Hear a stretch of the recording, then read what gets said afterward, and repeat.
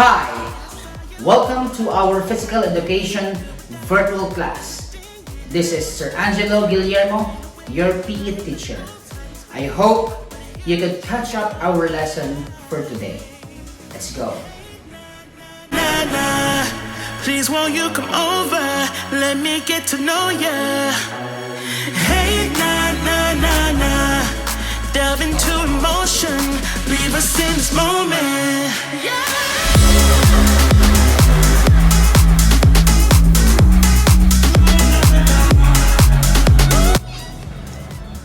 And for today's lesson, we will be talking about physical fitness. Physical fitness refers to the ability of our body systems to work together efficiently and to allow us to be healthy and perform activities of daily living. Physical fitness is made up of 11 parts. 6 of them are health-related and 5 are skill-related. All of the parts are important to good performance in physical activity, including sports. But the 6 are referred to as contributing to health-related physical fitness because some of scientists in kinesiology have shown that they can reduce the risk of chronic diseases and promote good health and wellness. These parts of fitness are body composition, cardiorespiratory endurance, flexibility, muscular endurance, power, and strength. In order for you to measure your body's physical fitness, it is necessary for you to undergo a physical fitness testing. Let's go!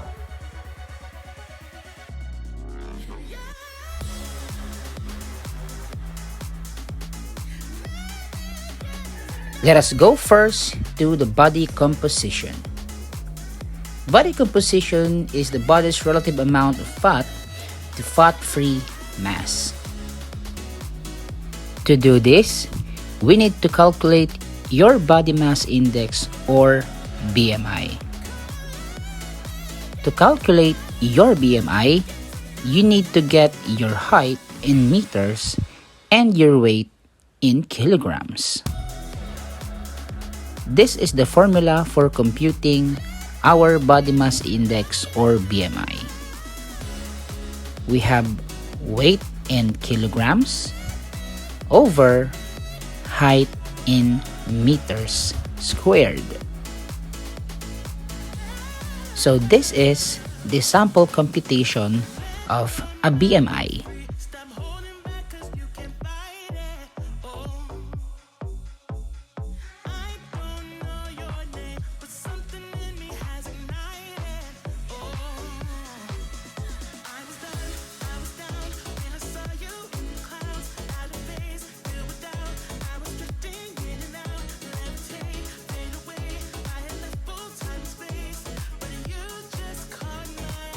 And now let's proceed to flexibility tests. Flexibility is the ability of a person to do a wide range of motion. To test our flexibility, we need to do 2 tests. First is the zipper test, and then the second one is the sit and reach. The first one is the zipper test. The purpose of this test is to assess the flexibility of our shoulder girdle. To do this test, we need a ruler. First, you need to stand straight.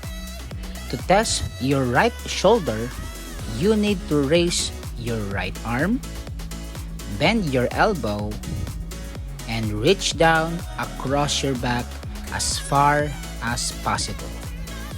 Then, extend your left arm and bend your elbow and try to reach your right hand. Then, your partner will measure the gap between your left and your right hand. Then for the record, you record the distance in centimeters. To test your left shoulder, just follow the same instructions. Next is the sit and reach.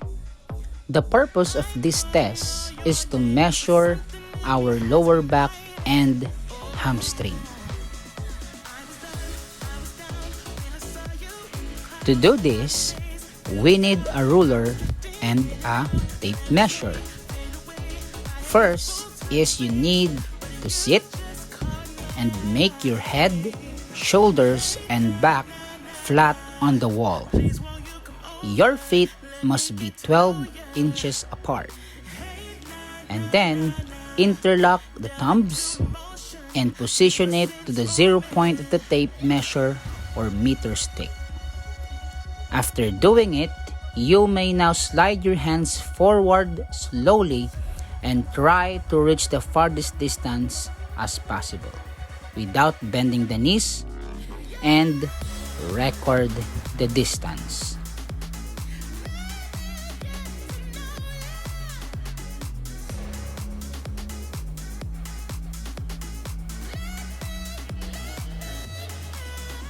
Next is the cardiovascular endurance. Cardiovascular endurance is the ability of our lungs and heart to work for a long period of time. Regarding endurance, it is also pertaining to muscular endurance, and it is the ability of our muscles to do a repetitive works without getting fatigued. To test our cardiovascular endurance, we need to do the 3-minute step test.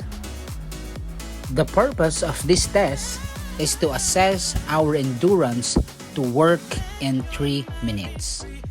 To do this, we need a stopwatch, a bench, and our resting heart rate. First, you need to stand 1 foot away from the bench. Truck erect with eyes looking straight ahead, and then as the signal goes, you may step on the bench carefully for 3 minutes. In doing the test, observe proper breathing. Immediately after the exercise, stand and locate your pulse. And at the signal, start counting your heart rate. Then record the 60 seconds heart rate.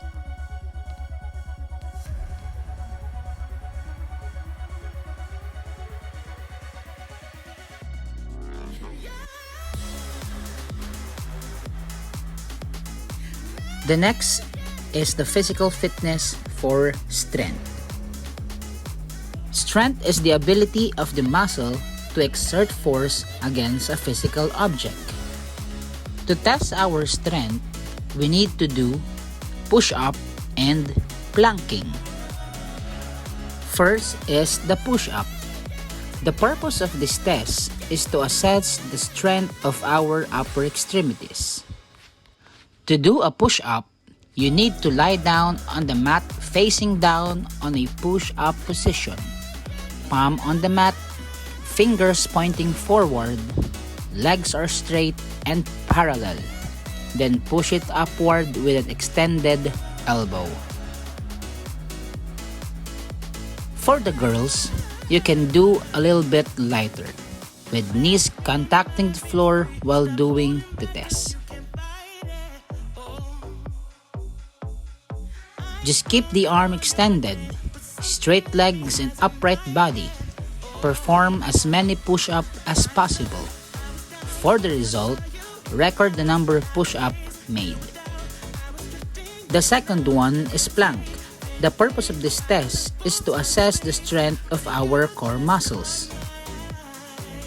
Make sure that your back is flat and the head, back, and spine are in a straight line. Keep the abdominal muscles engaged and contracted. Do not allow your stomach to drop and your hip to rise. For the result, record the time of the plank made.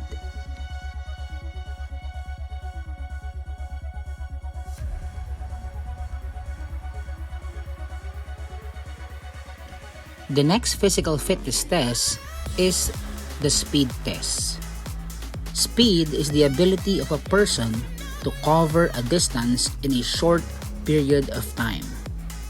To do this, we need a running area measuring 40 to 50 meters and a stopwatch. To do a 40-meter sprint, it should have a starting line and a finish line. At the signal ready, the performer is in the starting line doing a crouch position. At the signal gets set, the performer's hip go upward. Then at the go signal, run as fast as you can up to the finish line. For the result, record the time of running from the starting line to the finish line.